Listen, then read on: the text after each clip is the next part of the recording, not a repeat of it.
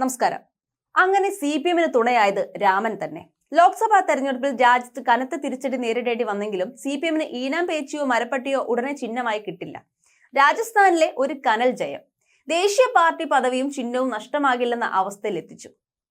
രാജസ്ഥാനിലെ സിക്കാറിൽ സീറ്റ് നേടിയതോടെ അവിടെയും CPM-ന് സംസ്ഥാന പാർട്ടി പദവി ലഭിക്കും. ഇതോടെ ബംഗാളിലെ പദവി നഷ്ടമായാലും കേരളം, തമിഴ്നാട്, ത്രിപുര, രാജസ്ഥാൻ സംസ്ഥാനങ്ങളിൽ സംസ്ഥാന പാർട്ടി പദവിയുടെ ബലത്തിൽ 2033 വരെ CPM-ന് ദേശീയ പാർട്ടിയായി തുടരാം.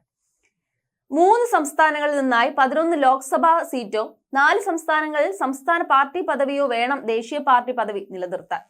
കേരളം, പശ്ചിമ ബംഗാൾ, തമിഴ്നാട്, ത്രിപുര എന്നീ 4 സംസ്ഥാനങ്ങളിൽ CPM-ന് സംസ്ഥാന പാർട്ടി പദവിയുള്ളത് കൊണ്ടാണ് നിലവിൽ ദേശീയ പാർട്ടിയായി തുടരുന്നത്.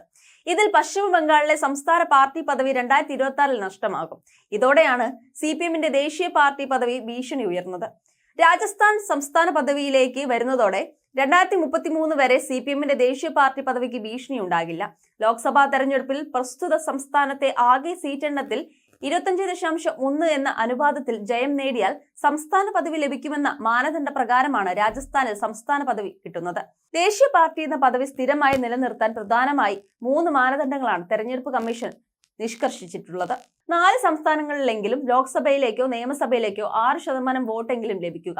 ഒപ്പം ലോക്സഭയിൽ മൊത്തം 4 അംഗങ്ങളെങ്കിലും വേണം എന്നത് ആദ്യത്തേത്. രണ്ടാമത്തേത് ലോക്സഭാ സീറ്റിന്റെ 2% വേണം എന്നതും MP-മാർ 3 സംസ്ഥാനങ്ങളിൽ നിന്നെങ്കിലും ആയിരിക്കണം എന്നതും. 4 സംസ്ഥാനങ്ങളിൽ സംസ്ഥാന പാർട്ടി എന്ന പദവി എന്നതാണ് മൂന്നാമത്തെ മാനദണ്ഡം.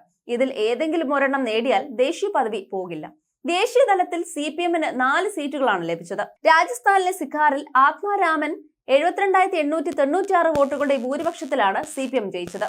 തമിഴ്നാട്ടിലെ മധുരയിൽ ലക്ഷത്തിലേറെ വോട്ടുകൾക്കും ഡിണ്ടിഗലിൽ 4 ലക്ഷത്തിലേറെ വോട്ടുകൾക്കും പാർട്ടി വിജയിച്ചു. കേരളത്തിലെ ആലത്തൂരാണ് CPM വിജയിച്ച മണ്ഡലം. എന്തായാലും നിരീശ്വരവാദികളുടെ പ്രസ്ഥാനമാണെങ്കിലും ജയിച്ച 4 പേരും ഈശ്വര പേരുകളാണ് എന്നതുകൊണ്ട് തന്നെയാണ് രാമൻ കനിഞ്ഞു എന്ന് എല്ലാവരും പറയുന്നത്.